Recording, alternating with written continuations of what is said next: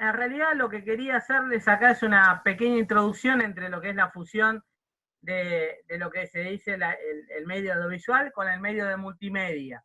Sobre todo porque hay una interacción bastante importante a partir de esta era digital que estamos atravesando. Esta era digital nos hace atravesar lo que se llaman los diferentes niveles de convergencia, es decir, medios que están en plena convergencia. Ahí tenemos lo que explicaba antes, que era BUP, que es la sigla que tenemos los tres espectadores, el espectador de clásico, que es el usuario, el espectador clásico, que es el espectador pasivo, el viewer, digamos el espectador, por así decirlo. Después tenemos el user, que es el usuario, y por último el player, que es el jugador. Hoy los tres perfiles están en juego a la hora de ver ficciones, a la hora de ver cine, de ver series. Van a ver que hay un artefacto verde que abajo dice convergencia. ¿Alguien sabe de qué se trata ese artefacto verde? Lo que ven ahí es el primer control remoto de la historia de la televisión.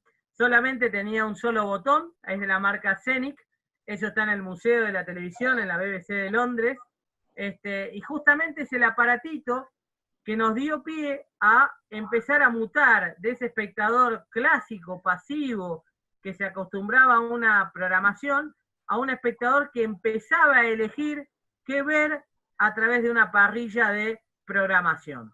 Ahora vamos a ir más profundo, y eso es lo más importante. Vamos a ver acá. No sé si pueden ver la foto. Sí. Bueno, 2005. Tenemos al espectador que observa. Fíjense, presten atención, no sé cómo se ve el tamaño de la fotografía, pero fíjense si pueden divisar algún tipo de celular en la multitud de gente. Pueden divisar dos, exactamente. Hay uno al costado y hay otro, entre otros de las personas que está mirando el celular, un celular con tapita, año 2005. Fíjense que es un evento multitudinario donde la gente lo que tiene es curiosidad y observación. Eso era más o menos lo que nosotros definimos como espectador clásico. ¿Me siguen? Muy bien. Sí. Ahora vamos a pasar al 2013. Wow. 2013. En el 2013 ya el espectador dejó de ser, vieron qué poquitos años, en un evento multitudinario, ya hay un registro, hay lo que se llama participación, ya hay usabilidad, es decir, el usuario elige cómo ver, en qué pantalla verlo, cómo registrarlo y cuántas veces puedo llegar a ver ese documento, ya que lo estoy grabando, a futuro lo puedo ver cuantas veces quiera en mi celular o en la tablet. Con lo cual ahí ya tenemos el usuario como espectador activo. ¿Siguen? Eso pasa mucho en los recitales, vieron que una vez se dice, ¿por qué no bajás el telefonito? Porque no veo nada. Porque la gente graba mucho a través de los celulares, a través de las tablets.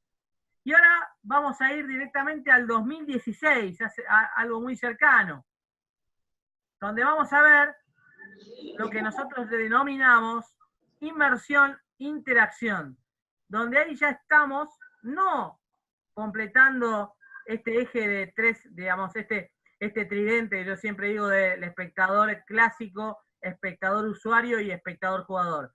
Acá ya estamos con el espectador que juega y que además busca lo que se llama inmersión, es decir, busca una interacción.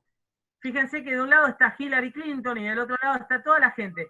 ¿Qué está haciendo la gente? ¿Alguien sabe lo que está haciendo ahí con los celulares? Selfies. Exactamente, selfies. Justamente la selfie es ser parte de la fotografía. No solamente yo quiero sacar la fotografía registrando, sino que además quiero ser parte de esa foto. Con lo cual yo registro lo que está pasando atrás, pero digamos, teniendo mi imagen como protagonista del evento. De ahí nace el concepto de inmersión. Digamos, es un concepto narrativo donde el usuario empieza a ser parte de la pantalla. Y eso es muy importante, porque hoy si nosotros sacamos esta foto y viajamos en el tiempo y vamos al 2005 aproximadamente, vamos a ver que esta foto no se entendería. se entendería como un rechazo a la política, o sea, de Hillary Clinton, se entendería como alguien que, digamos, están prestando atención a algo mucho más importante del otro lado que de este lado, cuando en realidad es justamente todo lo contrario, es darle interés y protagonismo tanto a la persona o al contenido que nosotros vamos a tener, además de visualizarlo, es decir, nosotros como espectadores somos parte. Esto es muy importante porque hoy se está abriendo un gran panorama con el tema de UX, que es experiencia de usuario, y todas las compañías como Netflix, como Amazon, como compañías de, bueno, las major hollywoodenses, HBO, o sea, el grupo OLED, HBO, están utilizando mucho lo que se llama la usabilidad, es UX es experiencia de usuario, como la experiencia del usuario y el usuario jugador me va a dar datos para que yo genere ciertas ficciones o cierto entretenimiento. Hoy vivimos una era digital que nos da mucho datos, es una big data continua. Esos datos hoy sirven a las productoras e incluso a los creadores para entender al espectador. Esto no es nuevo, esto es viejísimo. Esto lo hacía Alfred Hitchcock en sus últimos guiones, en realidad, cuando él testeaba, visitando las salas de cine, cómo era la reacción del público. Es decir, él, digamos, escribía un guión, filmaba la película, rodaba la película, y cuando estrenaba la película, analizaba la reacción del público en diferentes escenas. Y ajustaba mucho de esa información que le daba al público para su próxima película. Es decir, hoy podríamos hablar de alguien que testeaba mucho al público y que conocía mucho al público, como Alfred Hitchcock, como fue uno de los pioneros, ¿ok? Yo lo digo como para que lo tengamos en cuenta. Este concepto es el concepto que hoy en día tenemos que utilizar a la hora de escribir como guionistas y como creadores a diferentes espectadores o públicos. Sigo.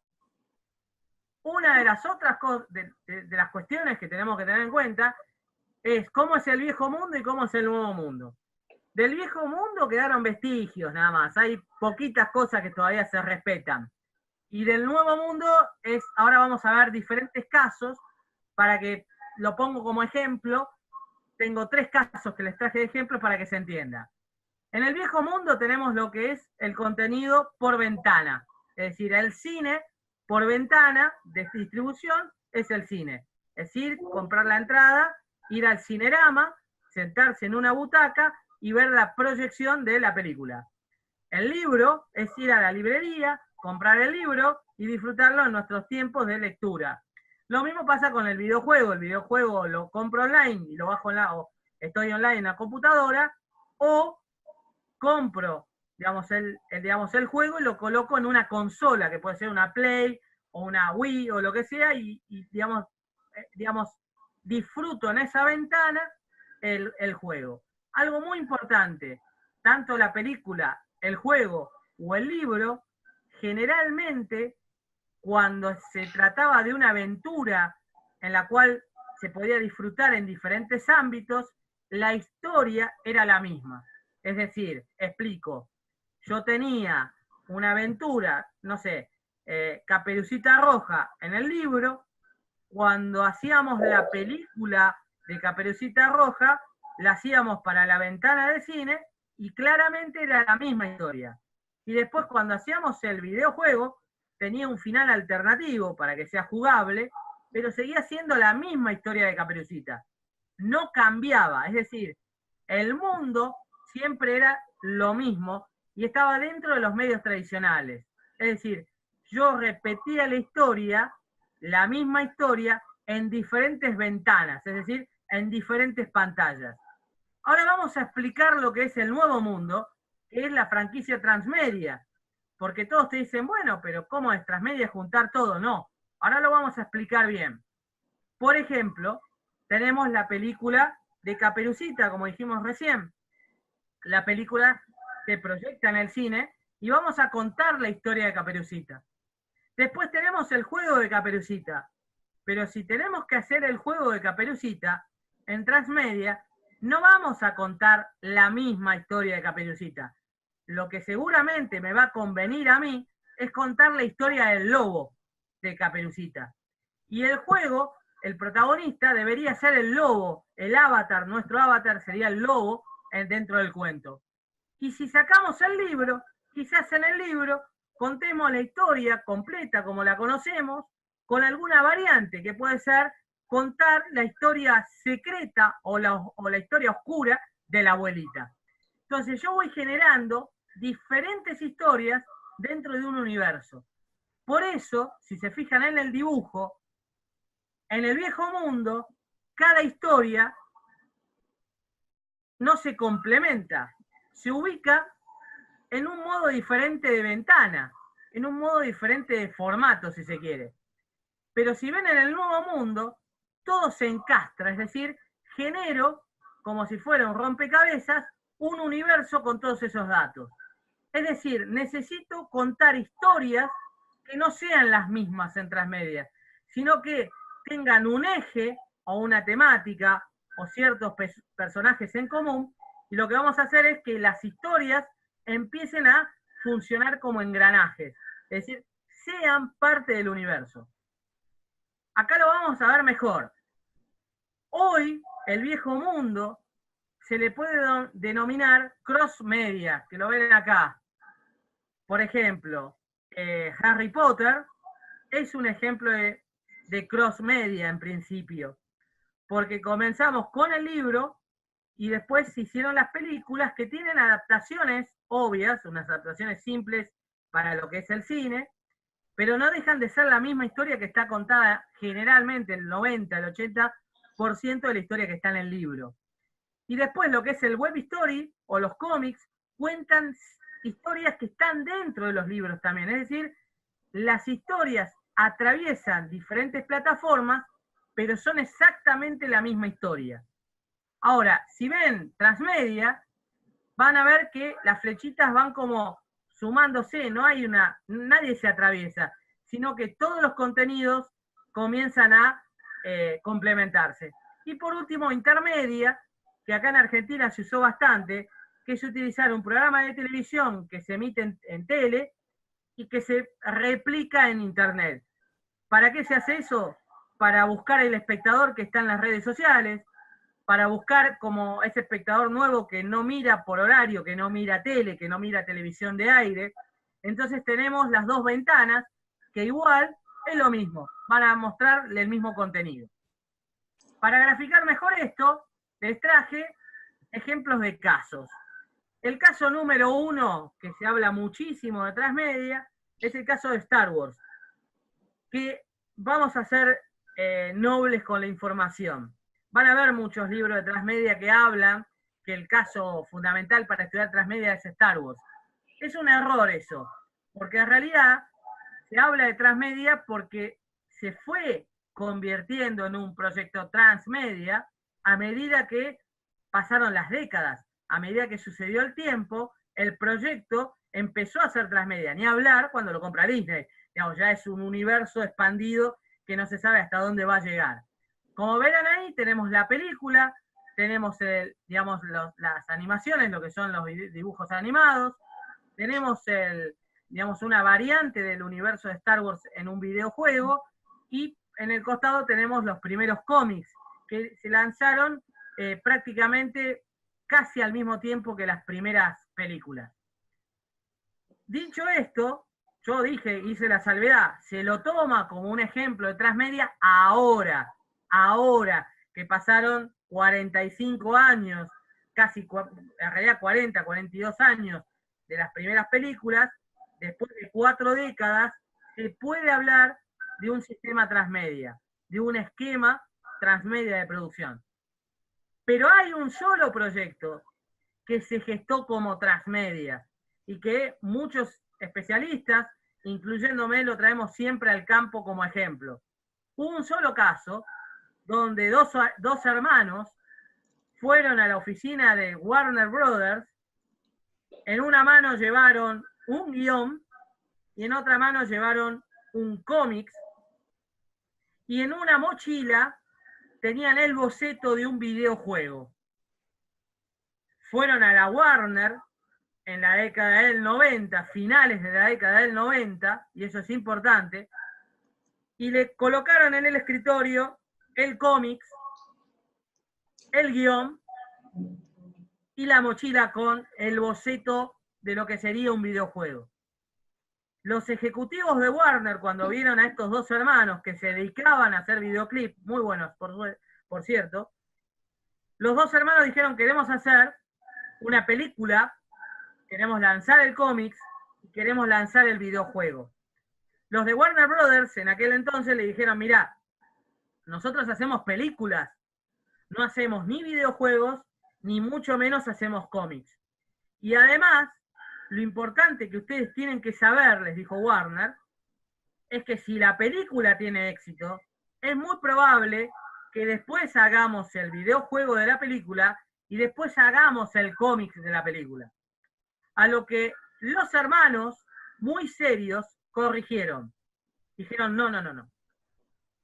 El cómic cuenta una historia. La película cuenta otra historia y el videojuego trata de otra historia. Si unimos las tres historias, las unimos, generamos un universo. Los de la Warner los miraron y le dijeron: estos dos tipos están totalmente locos. Leyeron el guión y el guión fue brillante. Y ese guión fue un éxito. Porque ese guión fue nada más ni nada menos que Matrix. Wow. No sé si lo tienen, que fueron los guionistas principales de la franquicia, que eran en aquel entonces los hermanos Wachowski. Hoy podemos decir que son las hermanas Wachowski, porque ambos hermanos cambiaron de sexo. Ostras.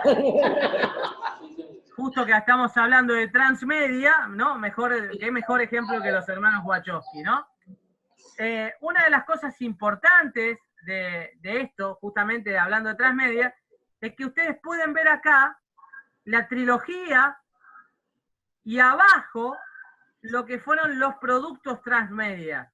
Por un lado, una película de animación, que son diferentes cuentos animados con el concepto de Matrix.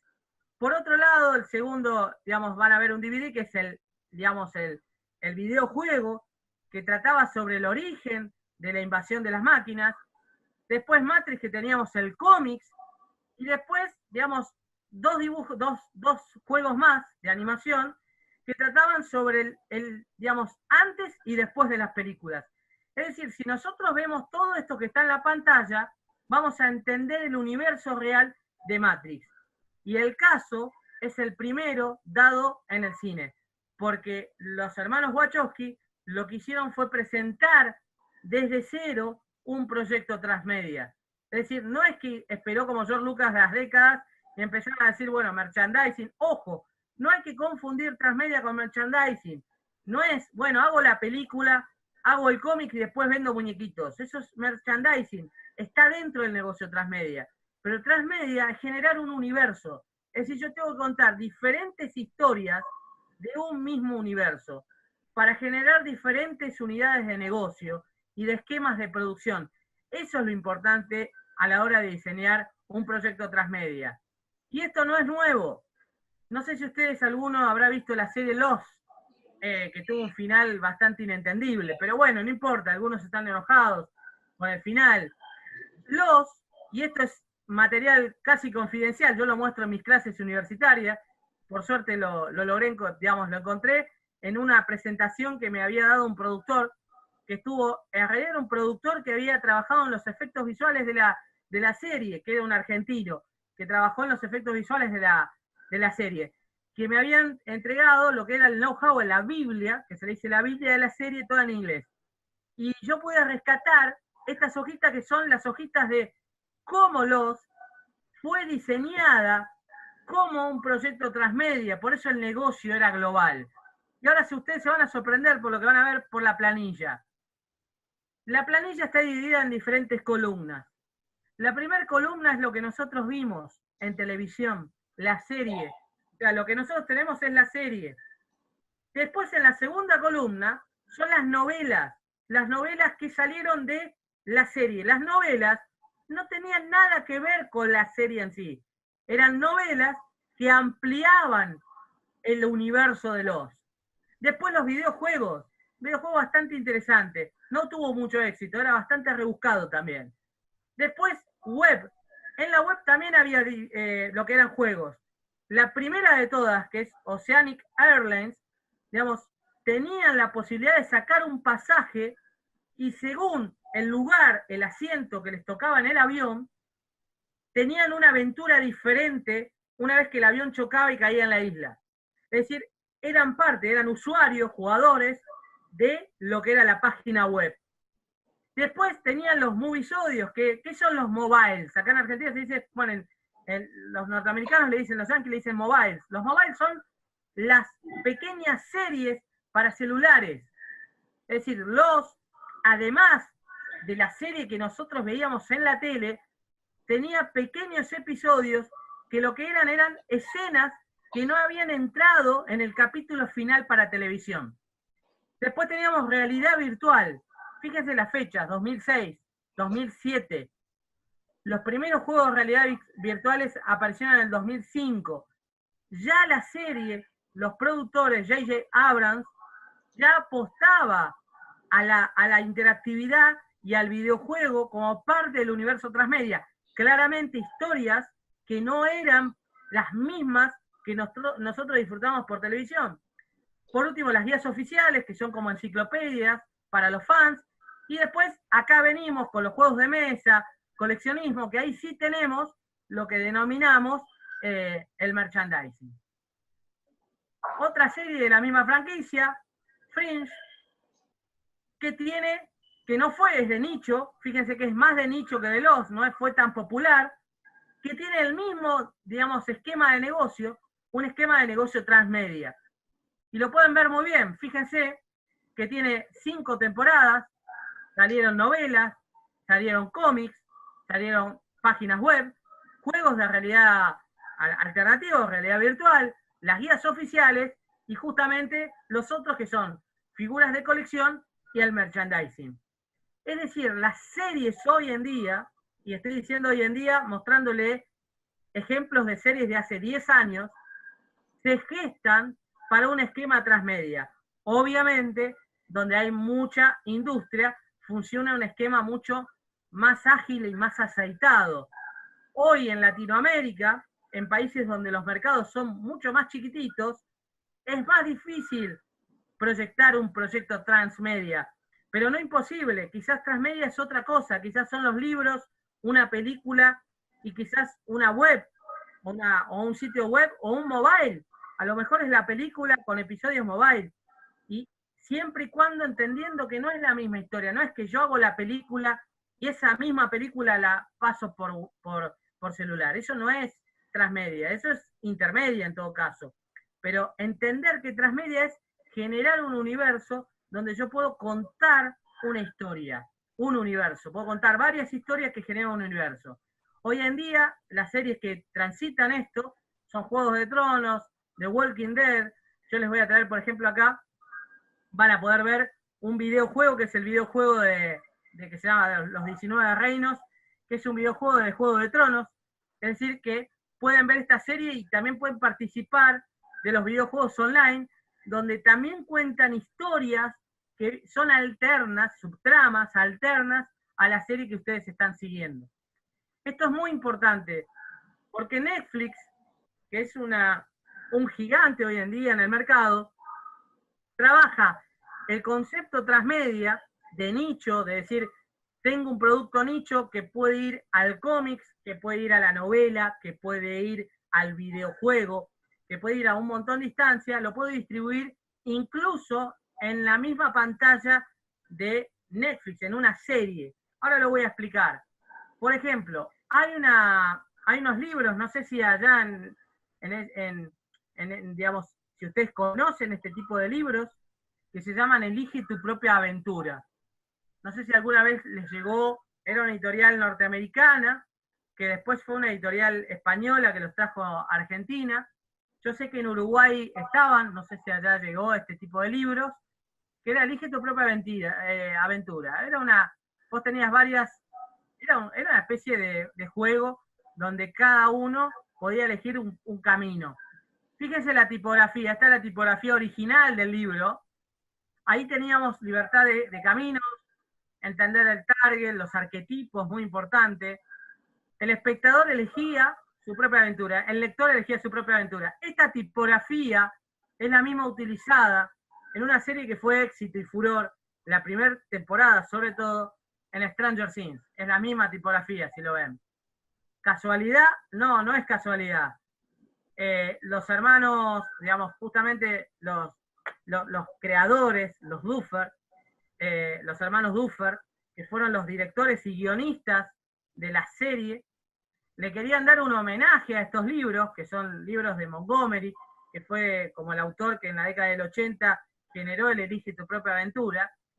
Y un poco lo que decían ellos era por qué funcionaba en varios niveles la serie. Y ellos hablaron que tenían en cuenta los diferentes nichos y targets. Que la historia, por subtrama, estaba destinada a diferentes públicos. ¿Se acuerdan cuando hablamos del público, de los diferentes, del BUP, del usuario y el jugador? Bueno, hoy el jugador, o sea, el usuario juega, es un jugador más. Si ustedes ven el análisis, se puede desglosar la serie con una trama que está dedicada exclusivamente a los niños. Una trama que está exclusivamente dedicada a los adolescentes, que es la trama del amor entre la chica y este chico que es como el chico, el elegido de la universidad, ¿no? El winner, el ganador. Después tenemos los adultos, que ahí entran parte de la sociedad, de la generación X, de la generación en TV, y parte de los millennials, de la generación de los años 80. Y por último, los adultos mayores. Si se fijan, los adultos mayores son los malos a lo largo de toda la serie. Los héroes reales son los adultos millennials y también un poco los niños. Es decir, en una misma serie tenemos planteado los diferentes targets, es decir, ampliamos el nicho, además de ser nicho por el género, ampliamos dentro de ese nicho al espectador, es decir, nosotros ampliamos la mirada del espectador. Eso es tener criterio de hacer un proyecto que después claramente, esto también fue transmedia y de hecho lo es, y van a ver algo muy interesante, que es un videojuego hecho por fanfictions. Los fanfictions son grupos en internet, grupos oficiales, es decir, hay un grupo oficial de, por ejemplo, de Walking Dead, donde uno puede escribir el capítulo, el guión del capítulo de un capítulo, el guión de un capítulo, lo puede subir, obviamente tiene que estar en formato, tiene que estar en inglés, tiene que estar bien escrito, tiene que estar bueno, y una vez que ustedes lo suben a la plataforma, se los pueden llegar a comprar. The Walking Dead hace 2 temporadas atrás, ahora es una serie que cayó bastante, en audiencia sobre todo porque hay errores de guión, hace 2 temporadas atrás, 2 fanfiction fans de esta serie, la productora les compró los guiones y pudieron ser partícipes de la serie con los guiones llevados a cabo. Acá fue también un videojuego que hicieron los fans, que después la productora Netflix se los compró. Les puedo asegurar que ganaron bastante dinero. ¿Ok?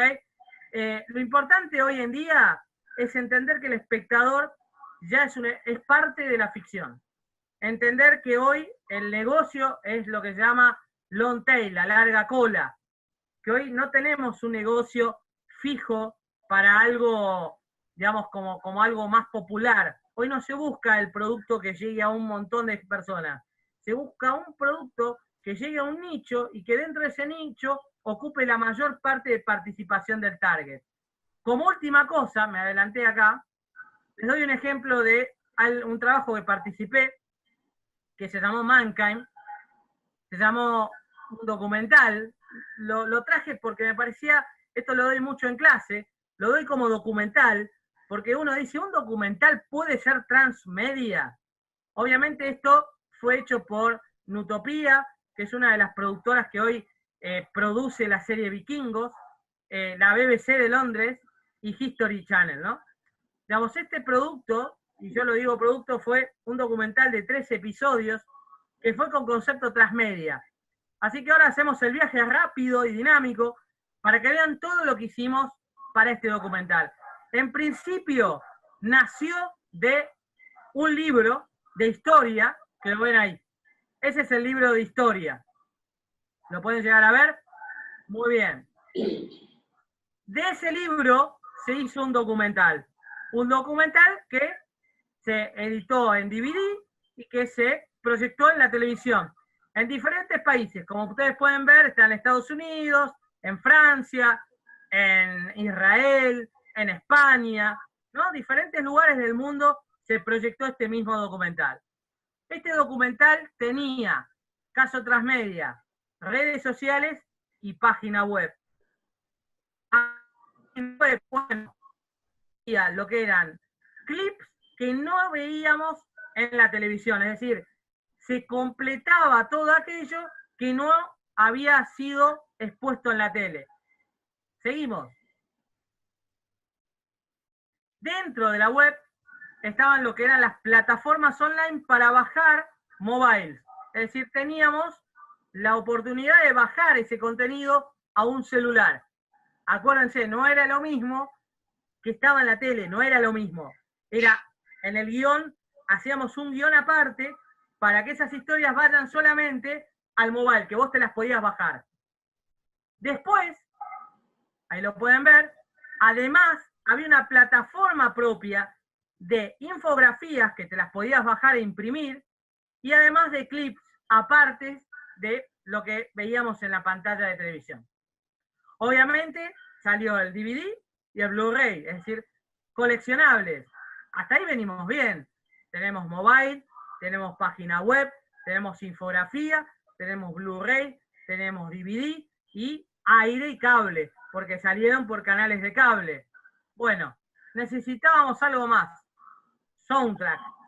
El soundtrack del documental. Es decir, una banda muy conocida que hacía soundtrack que hace soundtrack actualmente para videojuegos, fue contratada para hacer el soundtrack del documental. Con lo cual ahí ya tenemos un negocio aparte, el soundtrack del documental.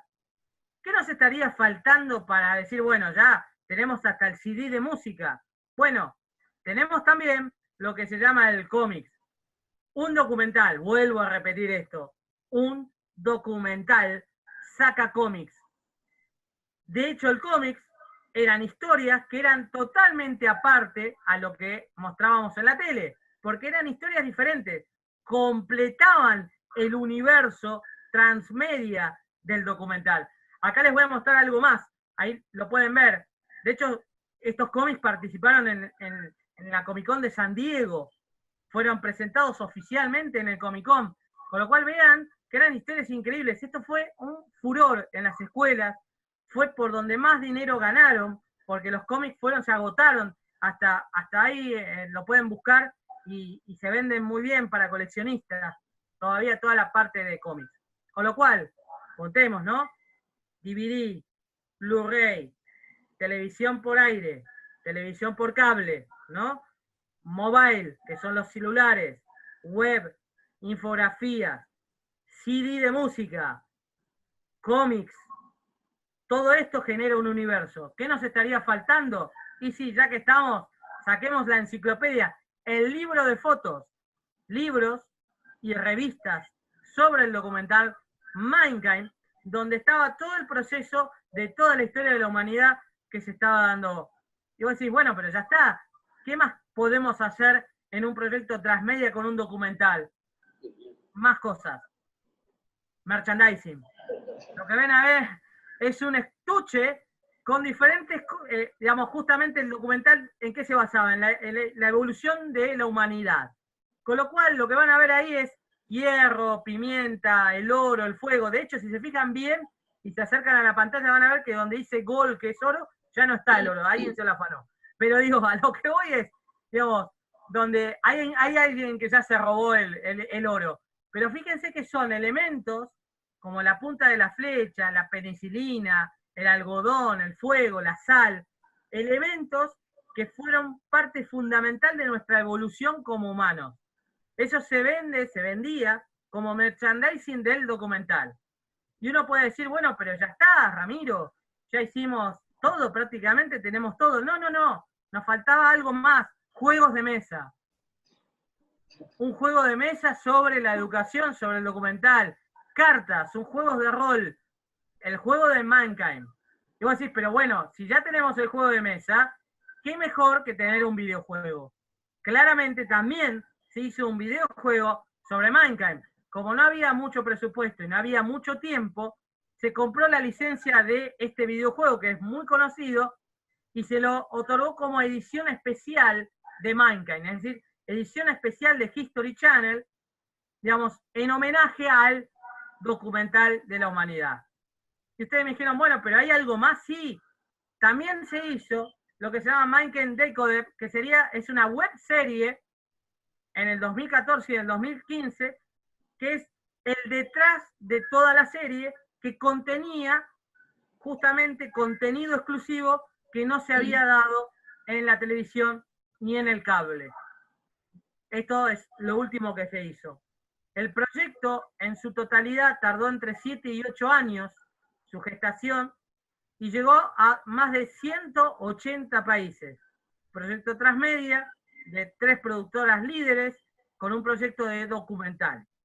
Es decir, que cuando a mí me preguntan si con alguna historia podemos hacer transmedia, yo siempre digo que sí, siempre y cuando la historia sea lo suficientemente creativa para abrir un universo. Si un documental lo puede, mucho más una ficción. Con esto más o menos les quería dar un caso ejemplo de algo en el cual yo trabajé 1 año y medio aproximadamente, que fue responsable de la versión latinoamericana, es decir, que para toda Latinoamérica se eligió un guionista y yo aprendí mucho del concepto transmedia en Latinoamérica, que no hay muchos casos, porque los casos grandes son los casos de las grandes productoras o grandes producciones de Europa o de Estados Unidos, pero que no son casos imposibles. Y que para mí es muy importante que empecemos a ver y tengamos una mirada de todo lo que pusimos repasar en breves minutos en esta breve presentación.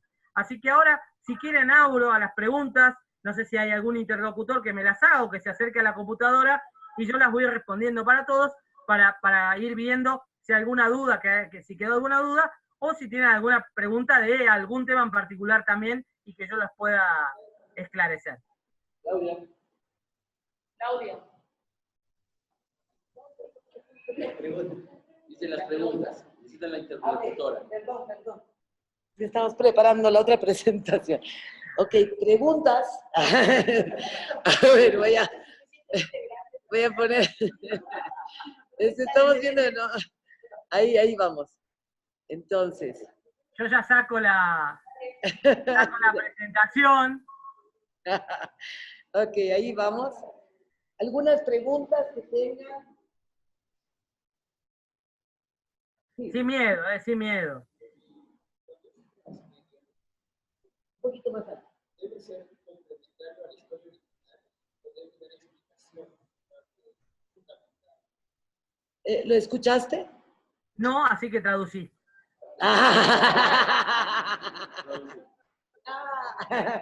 No puedo retener una cosa en mi cabeza hoy día.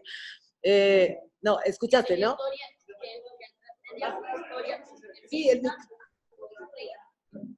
que se acerquen, acercate así te miro más de cerca, no pasa nada. Más dinámico. Es como una casilla de consultas virtual. Ya. La duda es que cuando hablamos de un producto transmedia, ¿debe ser complementario a la historia original o debe ser fundamental para entender la historia original, como está pasando actualmente con la saga de Star Wars, como decía? Que para entender las películas es obligatorio que te hayas leído los libros, porque si no, nada tiene sentido. Muy buena pregunta, muy buena pregunta. Ya me la han hecho varias veces por una cuestión. Mirá, yo tengo una opinión formada sobre eso. Hay una realidad, como bien vos lo estás marcando, vos lo estás marcando muy bien.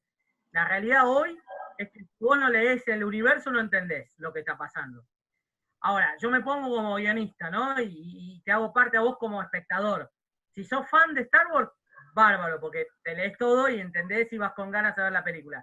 Si vos no sos fan de Star Wars y por primera vez te acercás al universo, no entendés nada, estaríamos haciendo algo mal, porque el cuento, como siempre decía, bueno, siempre voy a ir a Hitchcock o a Orson Welles, también si quieren, eran íconos del cine. Los cuentos tienen que ser contados, el cine es un arte masivo, popular, si se quiere, ¿no? Entonces lo tienen que entender todos. Entonces, para mí, yo soy partidario de que deben complementar. Hay cosas que pueden complementar y sorprender, es decir, yo complemento y quizás doy un giro nuevo, doy un revés a la historia que me sorprende, pero eso lo voy haciendo a medida que voy complementando. Porque si no, dejo afuera a mucha gente. Y es algo que está pasando, y hay muchos proyectos que hablan de universos, y que muchos universos uno no los termina entendiendo porque no sigue el cómics, o porque no sigue el videojuego. Entonces hay mucha confusión en eso. Yo soy partidario de que si tenemos un proyecto transmedia, en principio empezar a complementar. Y después cuando ya tenemos el universo diseñado, podemos empezar a jugar, a generar nuevos giros. Gracias. No, por favor. ¿Quién sigue? Por favor, ¿quién sigue? Otra pregunta, por favor, pase aquí el que va a preguntar, o pregunte bien alto.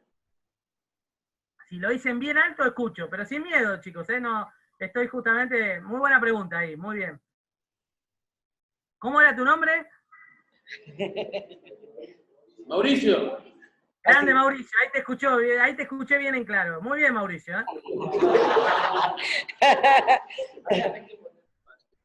Sí, tú ponte para... ¿Alguien tiene otra pregunta? El tema es bastante complejo, creo que has tenido bastante información. ¿Hay algo que no entendieron o algo? Yo no quise andar con la usabilidad, con UX, porque era bastante complejo para explicarlo, y aparte que con otra presentación mucho más interactiva, y eso, si quieren, podemos organizar algo, porque para mí es muy importante que se entienda lo que es UX, que es UX, que se está usando un montón, Amazon, Netflix, Google, Facebook, trabajan los algoritmos en base a UX, y es un proceso muy fácil, pero que a la hora de escribir hoy una serie la tenemos que tener en cuenta eso. Claro, que se pregunta. Yo voy a hacer una pregunta. No, estábamos hablando un poco de eso y verdaderamente esta mañana había justamente una charla de cine boliviano y había esa percepción que viene también desde la vanguardia, ¿no? Que viene un poco,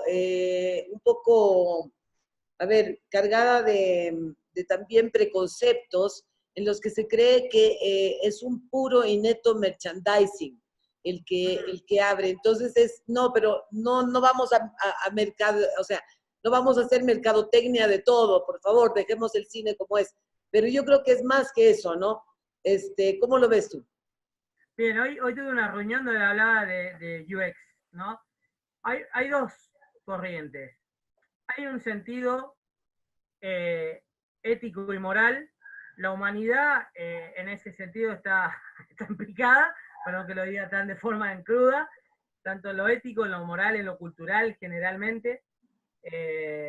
Digamos, hay muchos filósofos que han escrito sobre esto.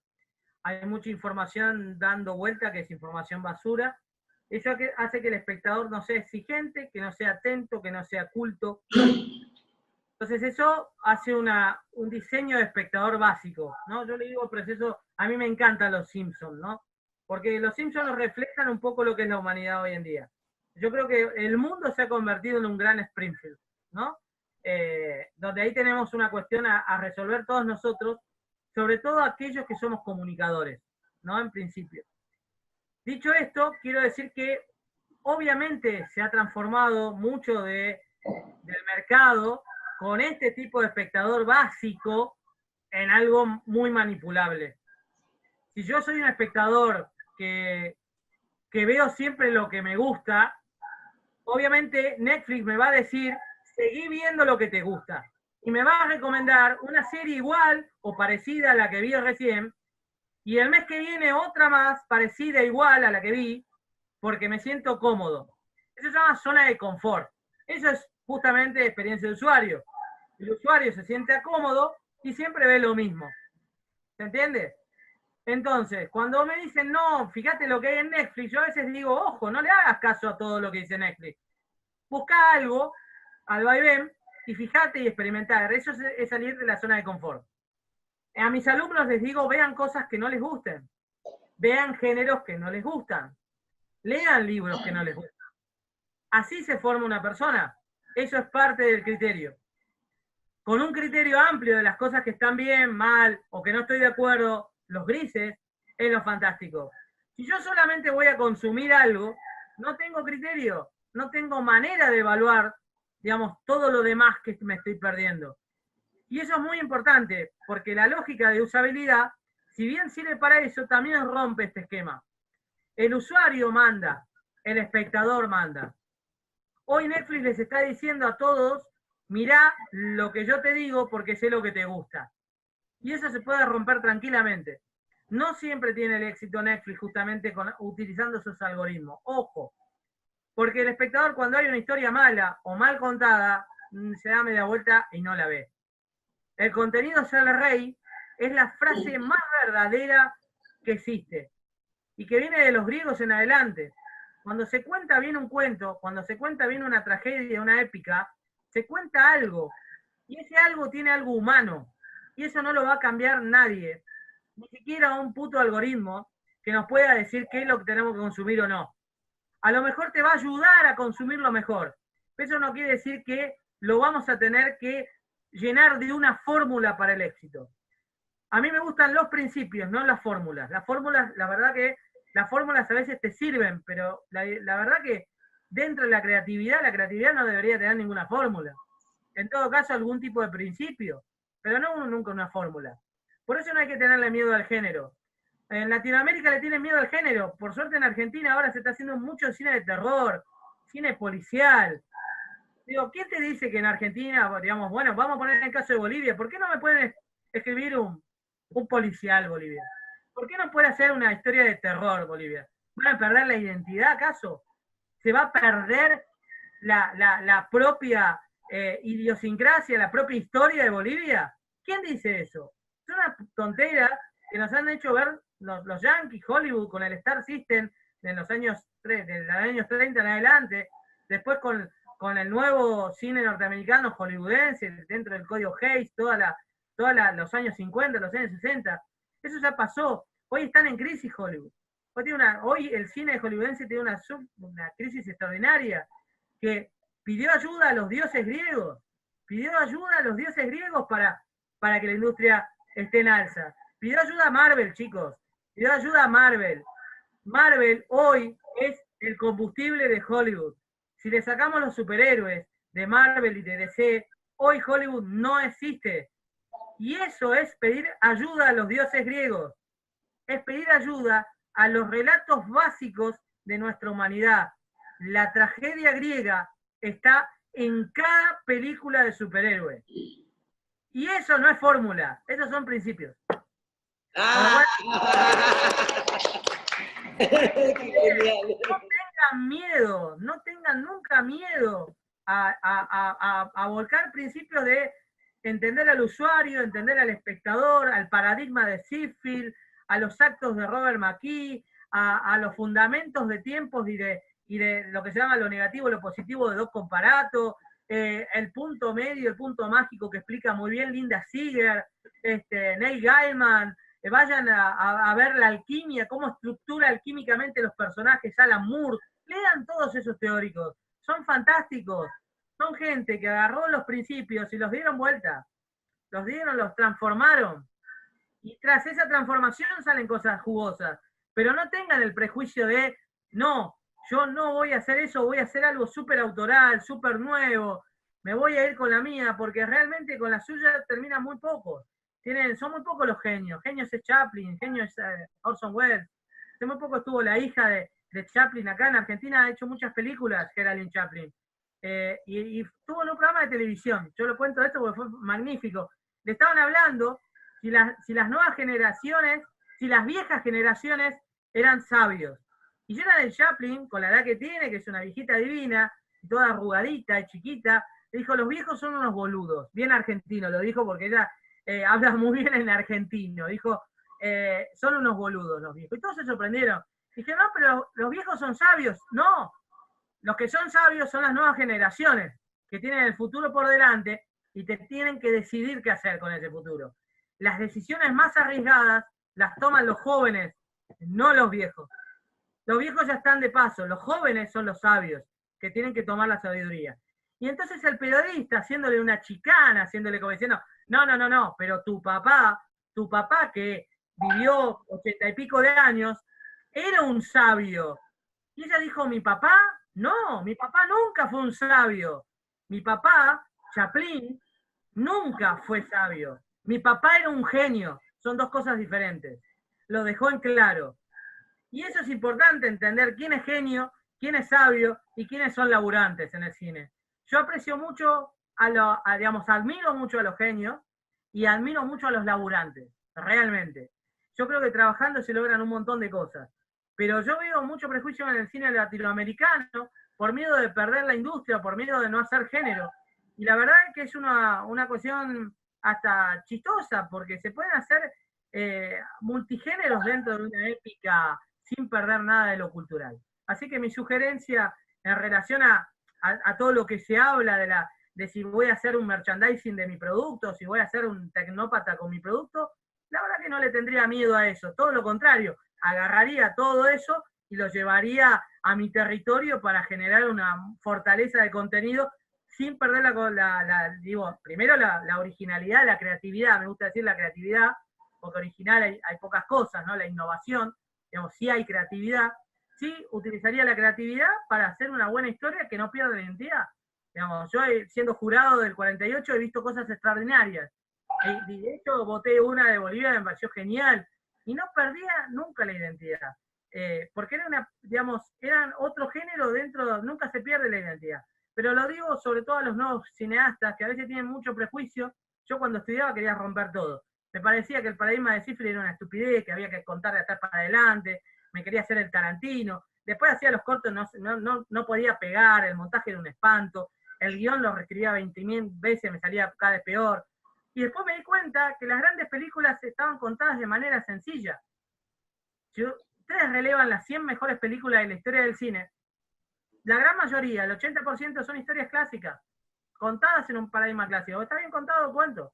Lo que importa es la sustancia, el contenido de esa historia. Si el contenido de la historia es bueno, el conflicto es bueno, los personajes son buenos, y el mensaje de la historia es buena, después de contarla de atrás para adelante, es una cuestión de logos, no de etos, lo que se llama etos, patos, logos, ¿no? Digamos, es una cuestión más, trabajar más el etos que el logos. Ahora, si el etos no es tan importante, y quizás ahí la cuento de atrás para adelante, si el conflicto de los personajes no dan, y ahí sí, ahí juego un poquito más. Pero no se marañen con el tema de revolucionar una estructura cuando a veces las estructuras están, a veces para respetarlas, porque funcionan. Porque el ser humano cuenta en 3 actos y siempre lo ha contado. Yo entrever una tragedia griega escrita hace 1000 años antes de Cristo, y el otro día fui a ver la era de Ultron, ¿cómo es? La de Avengers, Infinity War, con Thanos. Thanos es una tragedia griega contada hace 1000 años, es extraordinaria, y a mí me gustó por eso. Hoy sigue conquistando pantallas las tragedias griegas, con lo cual el mismo relato sigue funcionando. Así que mi recomendación es eso, sobre todo no tener prejuicio, contar historias creativas, dinámicas, con buen conflicto, y a veces contarla de manera sencilla, a veces lo sencillo es lo bueno. ¡Bien! Muy bueno. ¿Alguna pregunta? Quiero hacer una pregunta. Sí. No te equivoques.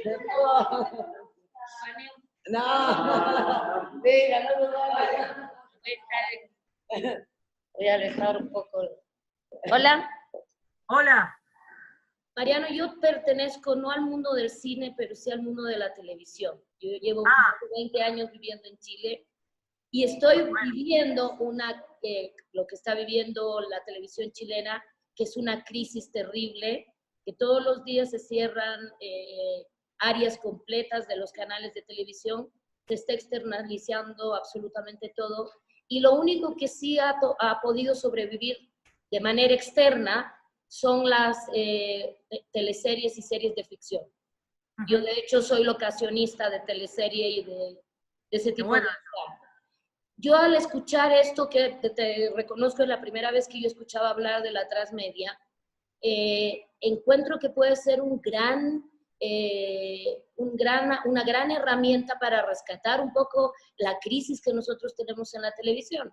precisamente, no solamente porque podemos combinar medios, sino porque también podemos combinar géneros televisivos que permitan hacer un programa de juegos encarnado con una serie de ficción, etcétera, que revitalice un poco lo que está pasando. Porque claramente lo que nos está combinando es el internet, el Netflix, el cable, porque la gente decide qué ve cuando quiere verlo, etcétera, ¿no?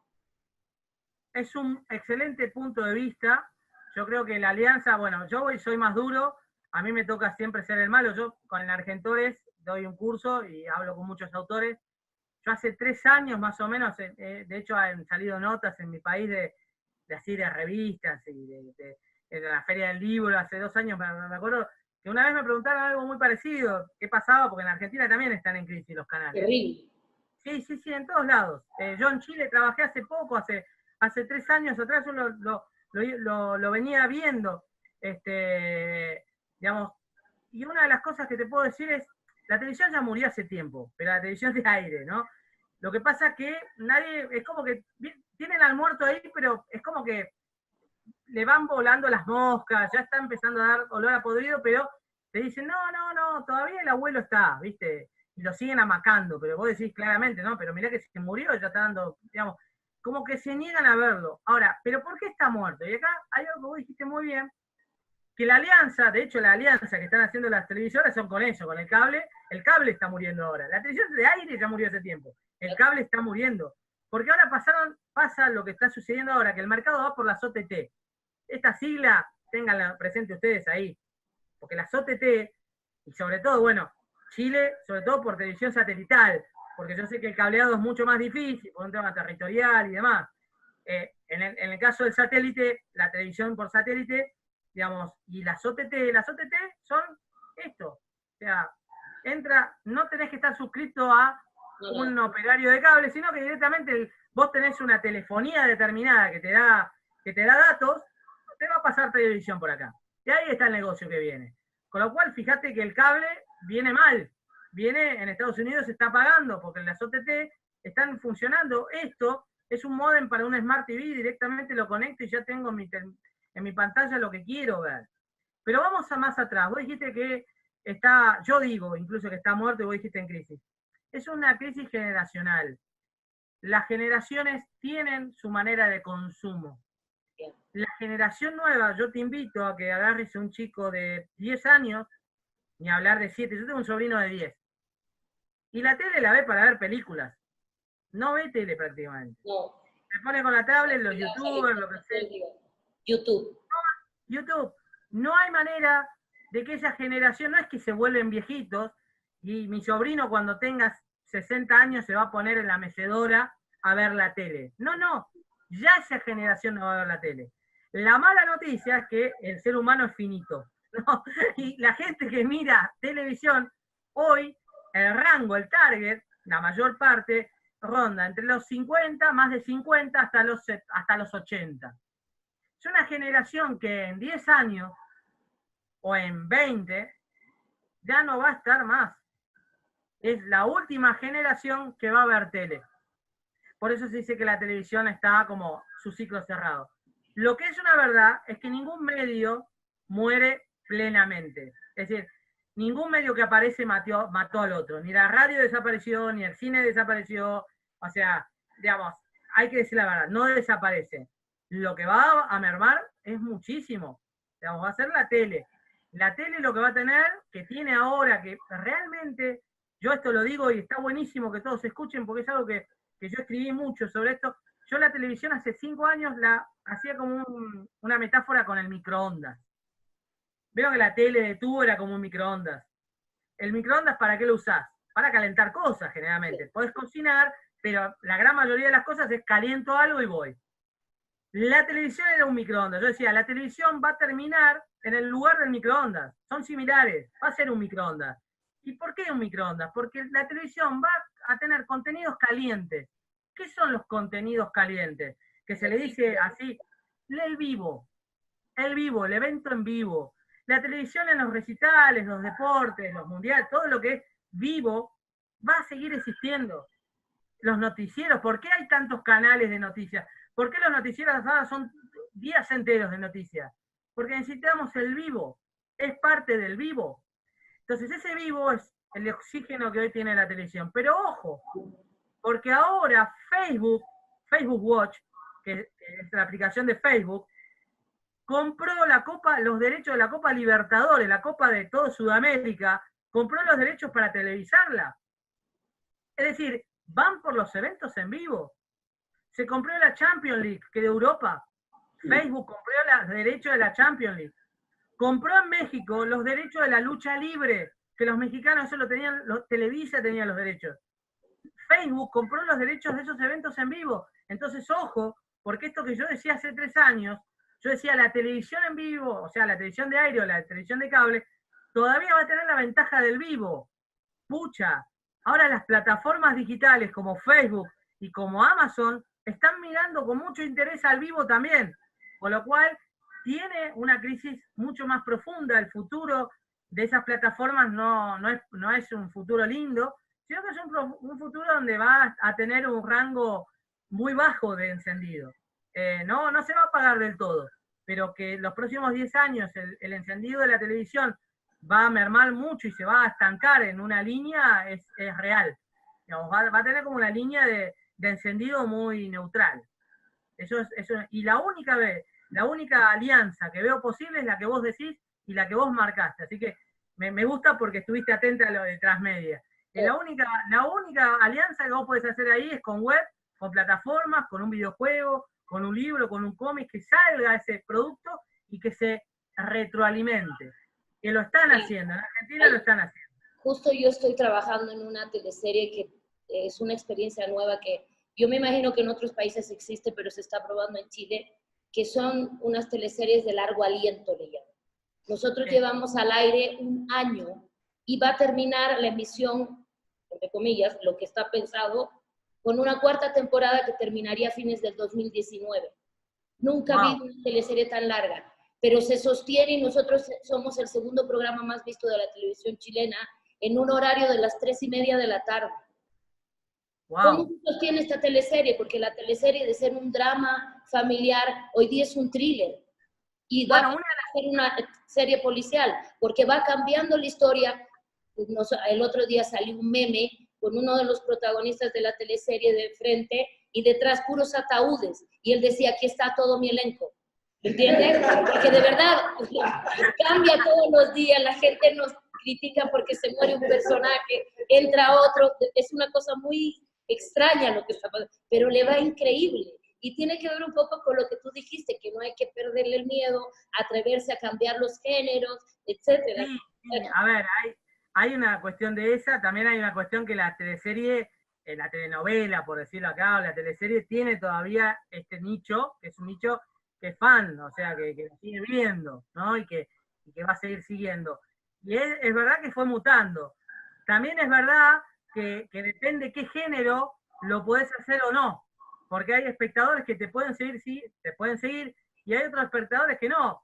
Por ejemplo, hay un productor de las telenovelas turcas que llegaron incluso a Brasil, llegaron a Argentina, ocuparon toda la pantalla, y los turcos dijeron, nosotros no hicimos nada para llegar al mercado latino.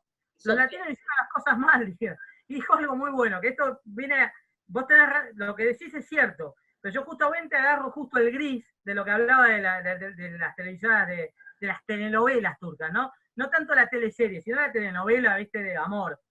Decían, los latinoamericanos tenían la mejor telenovela de pasional, de pareja, de amor, viste, venganza, secreto, todos en una casa, era nuestra identidad, desde México hasta Argentina, era todos los países disfrutando de la telenovela.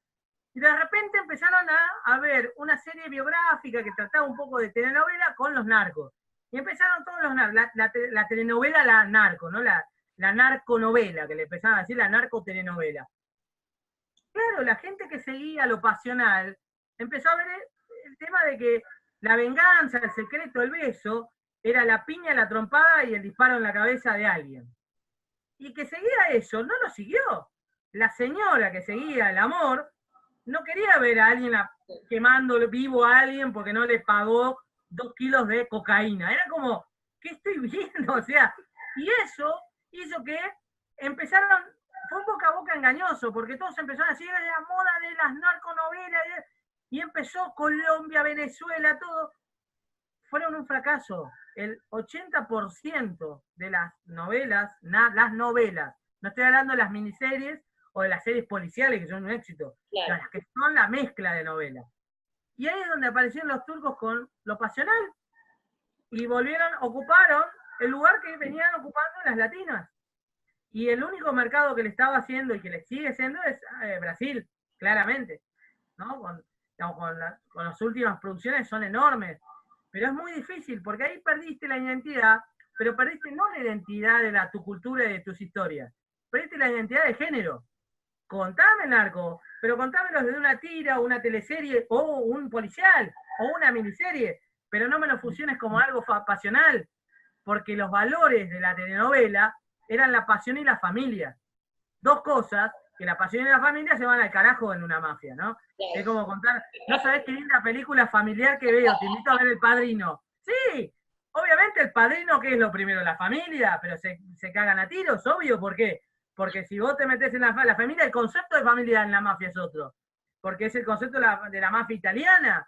Digo, entender muchas veces que mismo en el mercado latino se han perdido muchos, de verdad, por decisiones absurdas, no de los creadores, no de los autores y no de la gente creativa, sino muchas veces los productores, que con el afán de la producción y de ganar mercados, han hecho que tomaron decisiones que fueron erradas.